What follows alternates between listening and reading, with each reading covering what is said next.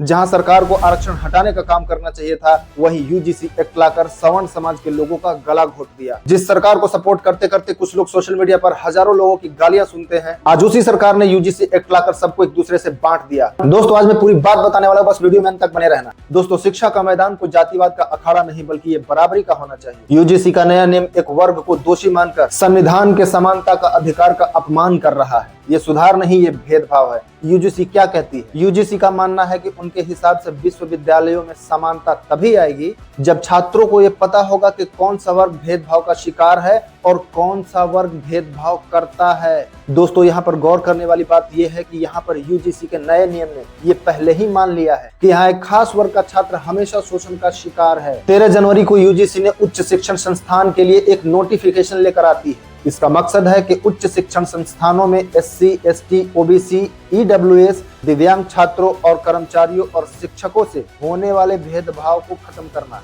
यहाँ पर यूजीसी का कहना है कि इस नए नियम से देश में जितने भी उच्च शिक्षण संस्थान हैं, उनमें समानता की भावना आएगी। लेकिन इस नियम के विरोध करने वाले का कहना है कि यह नियम सामान्य वर्ग के छात्रों के प्रति गलत भावनाओं से बनाया गया एक घटिया कानून है। मतलब बात सीधी है, यहाँ पर सामान्य वर्ग के छात्रों और शिक्षकों को डर है कि उन्हें झूठे केस में फंसाया जा सकता है। दोस्तों, सामान्य वर्ग के छात्रों की ये शिकायत है कि ये नए नियम ये मानकर बनाए गए हैं कि सामान्य वर्ग के छात्रों के साथ भेदभाव नहीं होता, वे केवल भेदभाव करते हैं। ये कैसा लॉजिक है?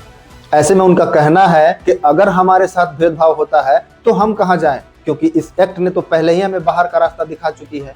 उनका यह भी कहना है कि समिति में उनका प्रतिनिधित्व ना होने की वजह से समिति की कार्यवाही एक तरफा भी हो सकती है।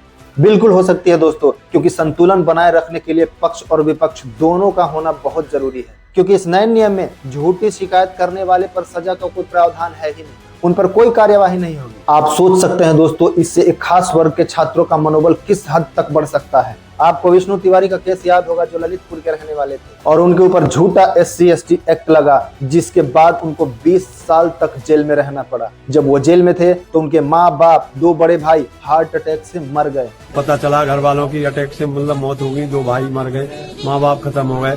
तो हम इस तरीके से फिर मानसिक तनाव में, टेंशन में रहने लग गए। उनके वकील को फीस देने के लिए उनको अपना जमीन और अपना घर दोनों बेचना पड़ा था। जब वो जेल से छूटकर बाहर आए तो मीडिया वालों ने उनसे पूछा कि आपको क्या चाहिए, तो जानते हैं उन्होंने क्या जवाब दिया? विष्णु तिवारी ने कहा कि मुझे मेरी जवानी और मेरा परिवार लौटा दो। है कोई इसका जवाब? आज पूरे देश में बड़े स्तर पर इस नए नियम का पुरजोर विरोध हो रहा है।